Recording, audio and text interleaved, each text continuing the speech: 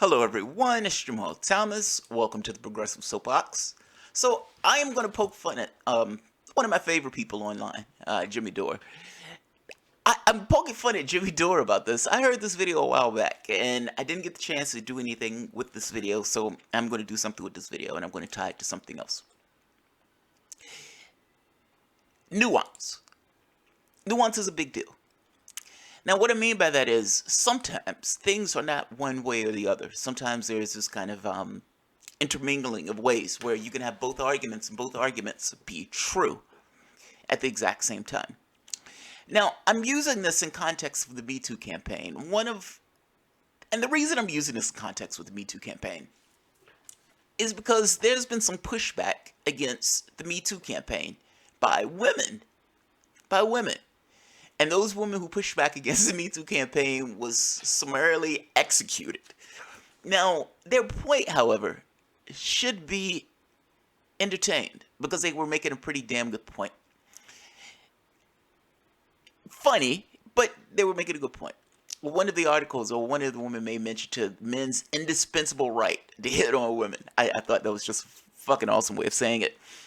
But let's just say an indispensable right of people to hit on other people. Let's not say man, woman, or vice versa.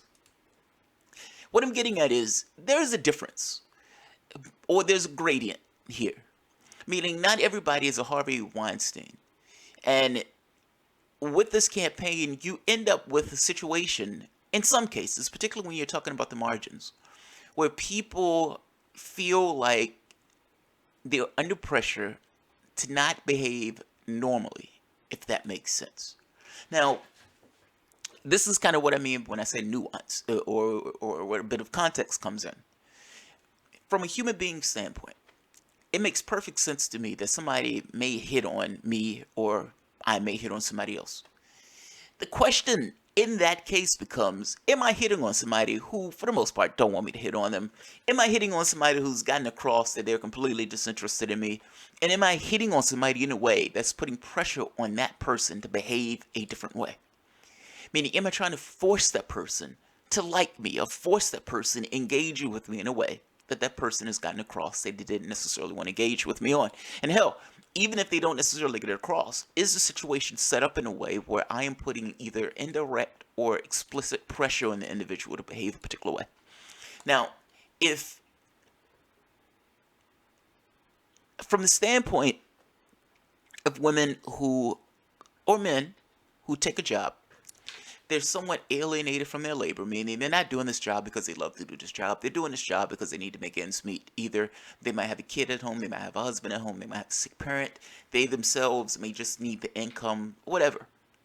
They're in a job, and they're working with somebody where, in addition to being someone alienated from their labor, they also have to deal with this asshole who's harassing them now and who wants something from them that they don't necessarily want to give up.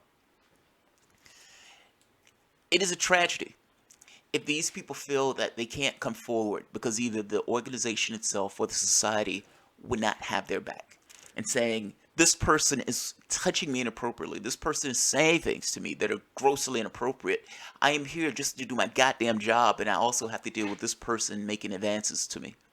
Advances that I'm not looking for. It's a tragedy.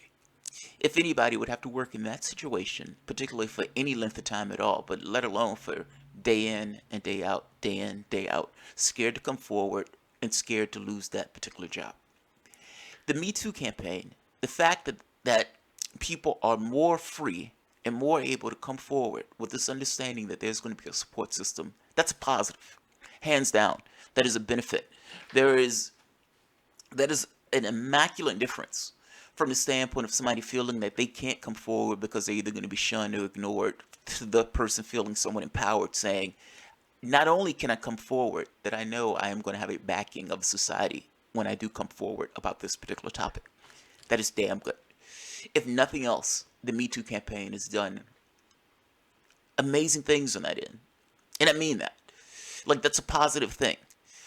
Now, the catch becomes, like everything else, are there opportunities for it to go too far? And of course, that answer is yes. When you reach a point where people don't necessarily know or can't necessarily behave in normal ways, and I know normal, can be debated, but can't necessarily behave in ways that are in no way sexist, in no way are over the top, in no way is making somebody else uncomfortable. I'm talking about a human being just behaving as a human being, and that person feeling that they're going to be too scared and is going to cross a particular line. And yes, in this, I am bringing in Jimmy Dore. Because I saw this clip from Dore and I thought to myself, if you have to make this statement, it's already too late. Let's take a look at this. And I know Jimmy Dore to some degree is using this as a punchline, but I think, at the very least, by the looks of this, he's being somewhat genuine in the way he's regarding this issue. It's not purely just comedic opportunity. Let's take a look at this. Hi, everybody. Welcome to the Jimmy Dore Show. Guess what? A little bit of a controversy with Megyn Kelly and Jane Fonda. Here's where it started in 2015. Jane Fonda gave an interview, and she said this about her plastic. First of all, she looks fantastic. She's 79. Jane Fonda looks fantastic. She's 79. She looks fantastic. She looks fantastic. And I don't know if you're allowed to say that anymore. Hashtag Me Too, not sure. Hashtag not sure what's okay anymore. But I'm hoping fantastic's fine. I think fantastic. I think is okay. fantastic's okay. You could say fantastic? Okay, I'm going to say that Jane Fonda looks fantastic. Please don't cut my dick off for saying so.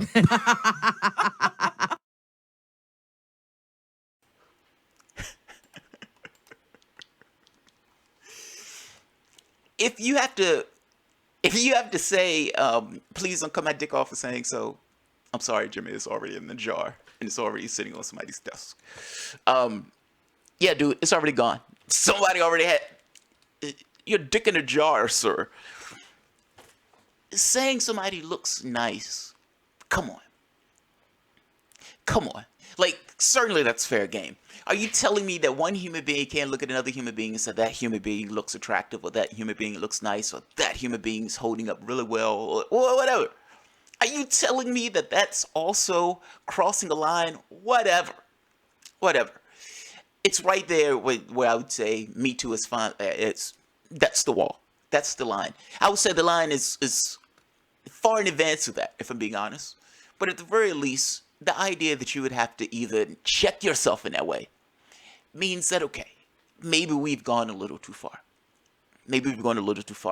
I think it's perfectly okay for one person to tell another person that that person looks good.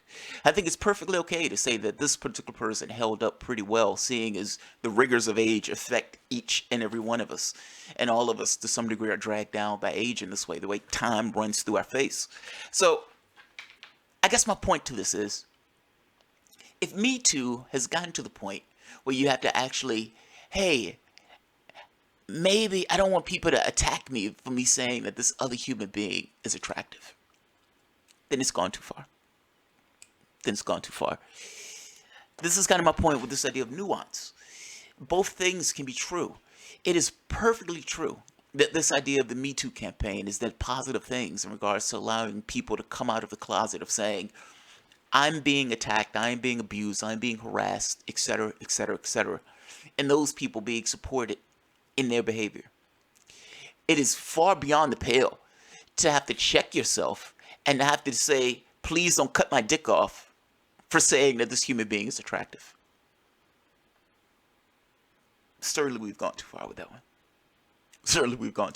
one. Is it fair to say that human beings can look at other human beings and say that those human beings look good or look attractive, and it not necessarily constitute somebody harassing somebody else? And in no way does Jimmy Dore have to check himself when he's saying that this other woman or Jane Fonda looks attractive. Jane Fonda does look attractive. She looks fucking awesome for her age. So, no, I'm not going to do a dick check to see if somebody cut my balls off for saying that the woman looks attractive. And I guess I'm making the point that where Me Too hits that wall, like I said, I would say is in advance of that. But at the very least, Jimmy Dore shouldn't have to check his testicles to make sure they're still attached for saying that somebody's attractive. Both things can be true. Me Too can have amazing consequences or amazing results in regards to our society itself. At the same token, that thing can also go too far, just like anything else can go too far. And once you hit that point of a human being can't respond as just a human being would respond to another human being, gone too far.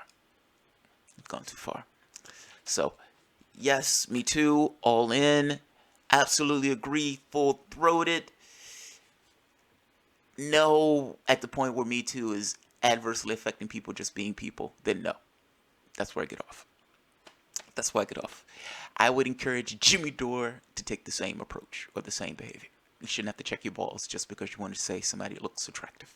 So, this one wasn't meant to be long. This one was more so meant to poke fun at the Jimmy Dore thing because I thought it was funny.